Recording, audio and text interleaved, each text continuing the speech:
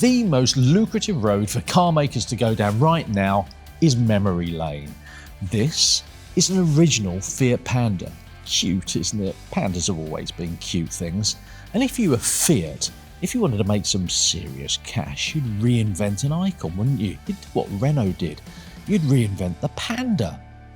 That's exactly what Fiat have done.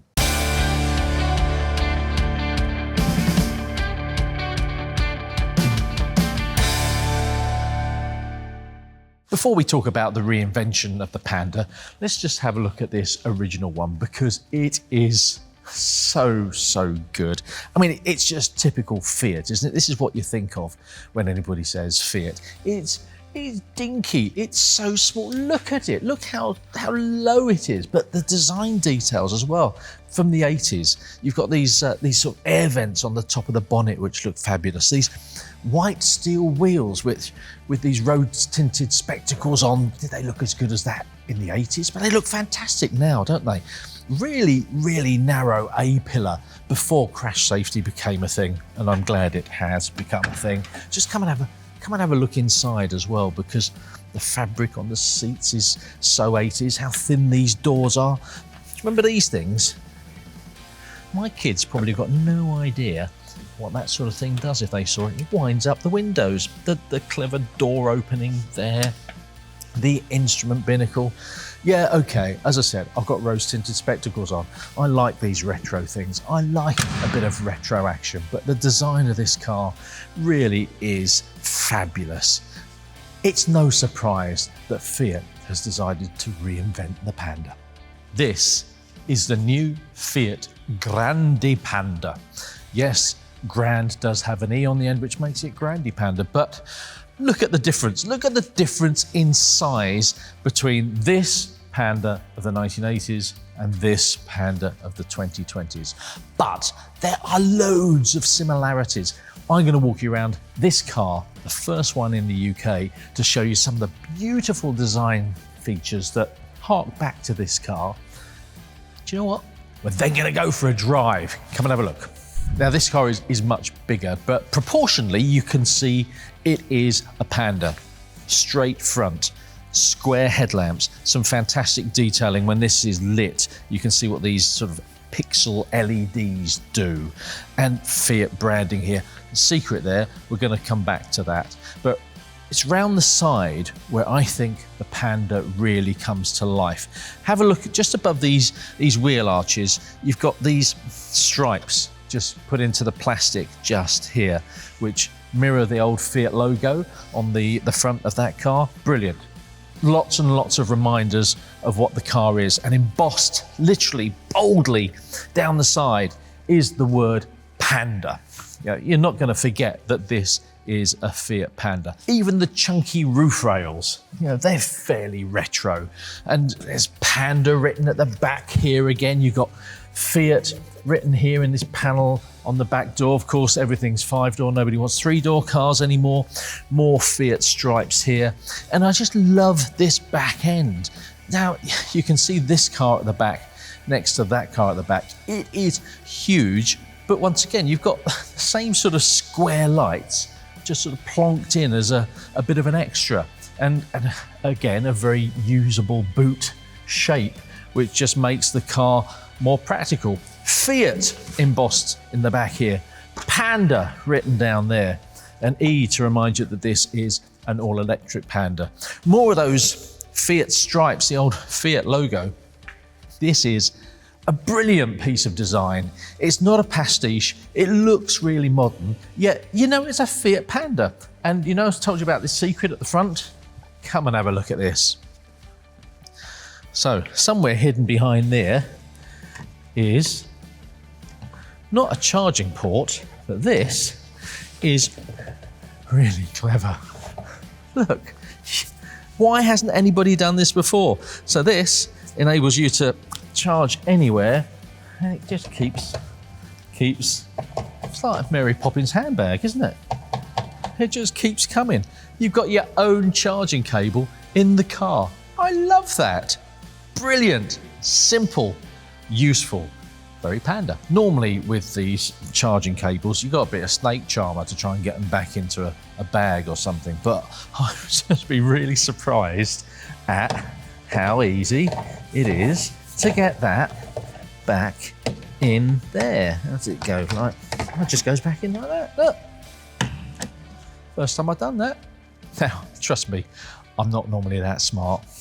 That's brilliant. Love it. This is another brilliant retro modern interior. Now, the shape of the dashboard here, the instrument binnacle, is supposedly to represent Fiat's Lungotto test track, as is the center console here. There's wireless charging. There's lots of interesting fabric bits on here. It even says Fiat on the door panels. You'd think it'd be overkill, wouldn't you? But it just kind of works nicely and works right.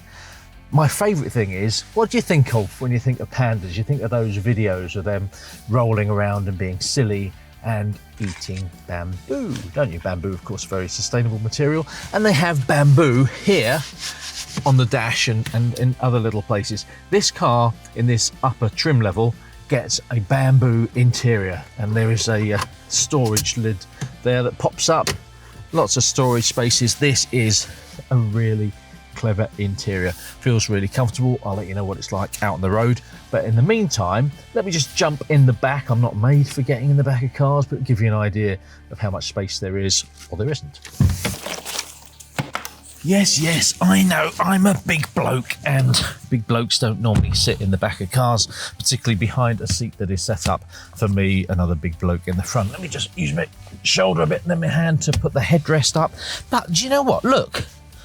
So I am on the large side, but there's still a bit of knee room in here. I can put my feet under the seat, which I didn't manage to do in the Renault 4, which was a bit distressing, but there's loads of space in here. I would be comfortable on a decent journey here. I don't think I'd want 3 of me across the back. You know, you can in theory get 5 people in here, but you know, kids aren't exactly my size. Kids would be very happy back here.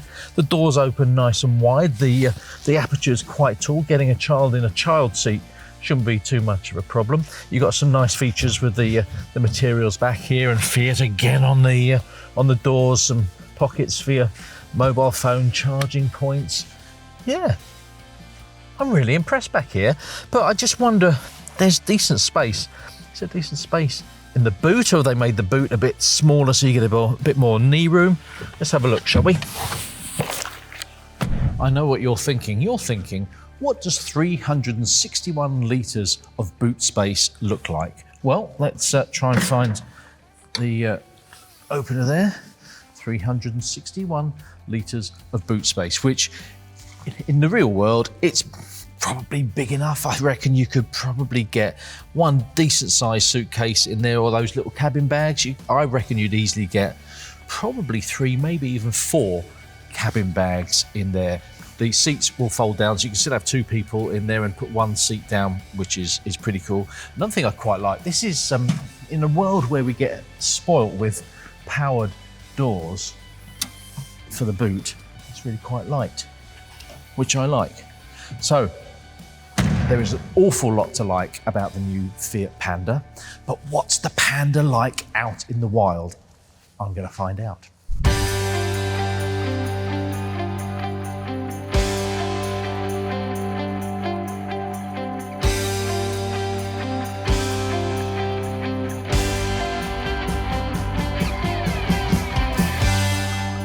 So this is my first opportunity to drive the Panda in the wild here in the UK. And I should point out that as much as I'm driving it on the lanes and streets around salubrious Leighton Buzzard, some of the footage you may see is of me driving the car around the streets of Turin.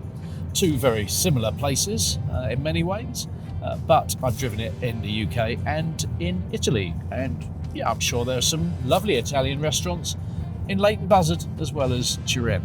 But my first views, and it's always a concern, drove the car in Turin, felt really good, and driving it here, it still feels really good. It's a very easy car to drive. You know, there's actually a rear window that I can see out of. It's not a little slither that it is in so many new cars. The visibility forward is good. There's a nice deep windscreen. I would say the visibility in here is better than it is in a Renault 4 or Renault 5. Nice big door mirrors as well. Before we go any further, let's just talk about some numbers. The Panda comes in two flavours, so you can either have a Grande Panda Red, which works with the charity Red, and some money from your purchase goes to the charity. That's the entry-level car, still nicely equipped, and that costs £21,035.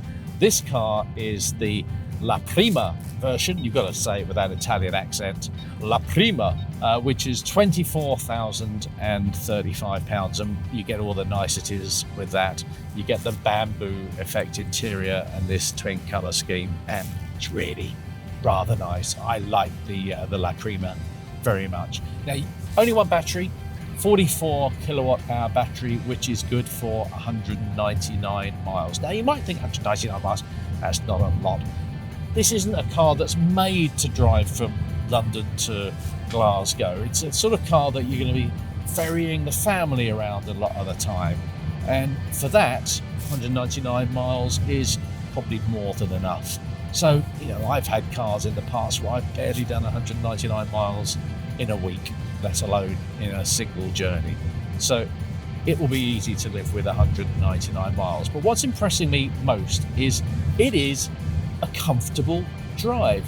Is it as comfy as a Citroen EC3, which this car shares an awful lot with under the skin, the battery, the platform, etc.? Probably not quite, but I'd say it's probably got a bit more character than that car. I'm going over some bumps, as you can see here, and it's pretty comfortable over the potholes. And again, from a family car, a small family car, it's kind of what you want, isn't it? Just a bit of comfort. The steering is nice and communicative, but what's more important, this isn't a sports car. The Grande Panda is not an Abarth. Whether there'll be an Abarth version, that might be quite interesting. But this is a comfortable, easy to live with family car that doesn't cost a lot of money, is nice and easy to drive, has a really lovely interior that is as characterful as the outside. You're not going to get bored with it. It's clearly a Panda and nothing else, and for that it deserves a huge amount of praise. So there we are, we've been out in the new Fiat Grande Panda in the wild. We're back in the studio and back with this lovely original. So what do I think of the new Fiat Grande Panda? First of all, I absolutely love it. I think it is a really clever car. From a design point of view, they've done enough to keep it retro. As I said, it's not a pastiche. Little design details are great. It also answers a lot of the questions that people will ask about electric cars.